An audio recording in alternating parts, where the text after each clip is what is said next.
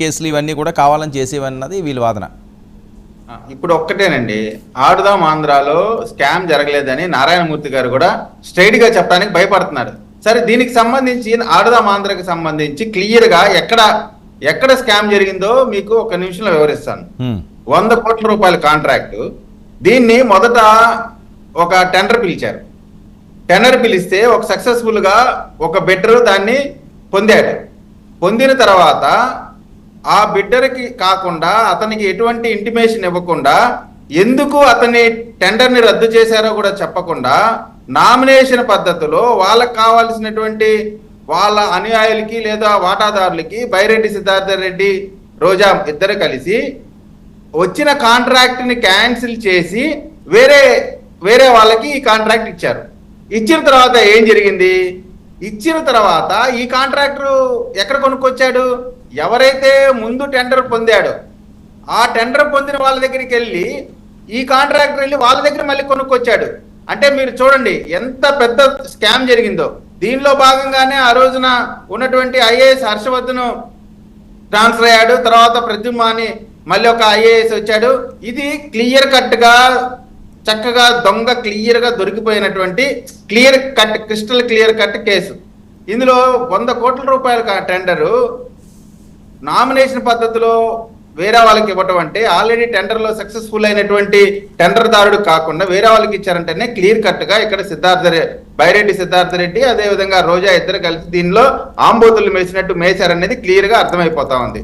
కాబట్టే ఇవాళ వైఎస్ఆర్సీపీ కూడా దాన్ని డైరెక్ట్ గా మా వాళ్ళు తప్పు చేయలేదని చెప్పడానికి కూడా వీళ్ళు సాహసం చేయట్లేదు.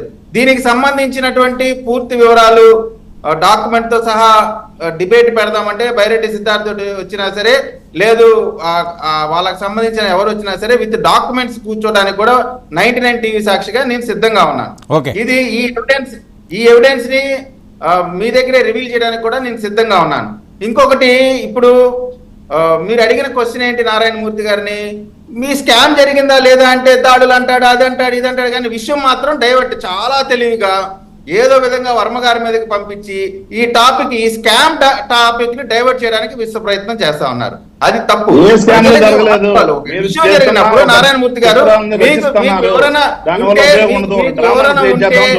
సంబంధించిన వాస్తవాలు చెప్పాలి, లేకపోతే నాకు తెలియదని చెప్పాలి.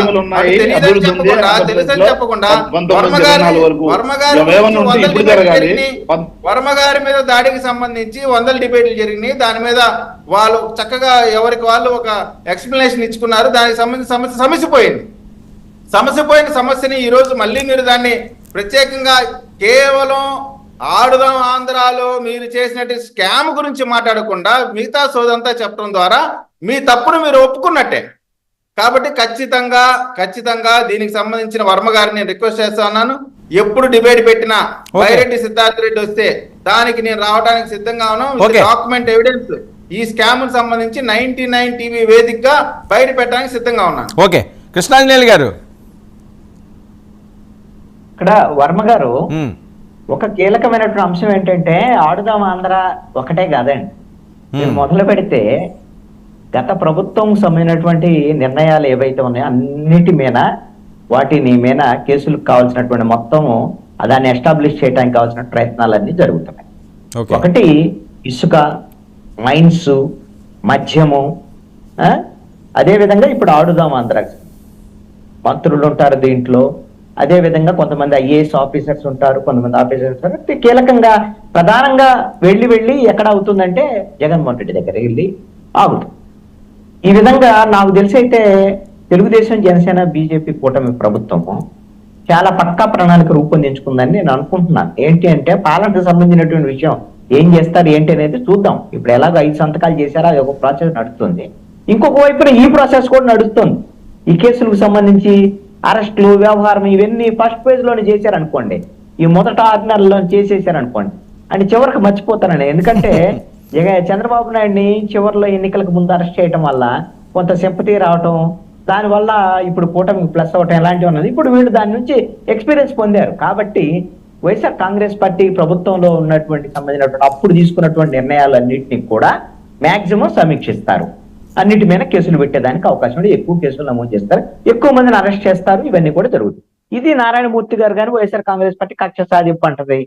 వాళ్ళు ఇప్పుడు మీరు వైఎస్ఆర్ కాంగ్రెస్ పార్టీలో ఉన్నప్పుడు చంద్రబాబు నాయుడు, అచ్చెన్నాయుడు, కొల్లు రవీంద్ర వీళ్ళందరినీ వాళ్ళకి అరెస్ట్ చేశారు కదా, మా అమ్మాయిని కూడా కక్ష సాధింపే కదా అని వాళ్ళు అంటారు. ఇద్దరు కక్ష సాధింపుల వైపే వెళ్తున్నారు. ఇంత శృతి మించితే ఏమైంది అనేటువంటిది అందరికి తెలుసు.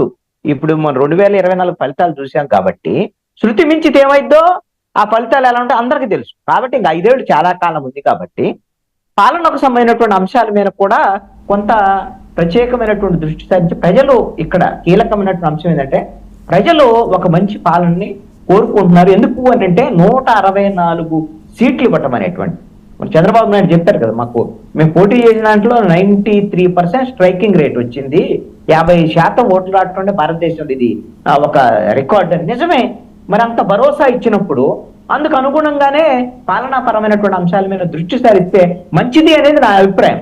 అలాగని ఇప్పుడు తెలుగుదేశం వాళ్ళకి నేను శుద్ధులు చెప్పలేను, మీరేమి కేసులు పెట్టొద్దు లేదా ఇంకోటి చేద్దాను. ఒకవేళ కేసులు పెట్టడం ఇలాంటివన్నీ జరిగితే ఎలాగో నారాయణమూర్తి గారు అన్నారు కదా, ఒక ప్రొసీజర్ ఉంటుంది. ఎలాగో ఇప్పుడు అరెస్ట్ చేస్తారా, బైరెడ్డి సిద్ధార్థ రెడ్డిని, రోజాని అరెస్ట్ చేస్తారా అని సోషల్ మీడియా తెచ్చారు.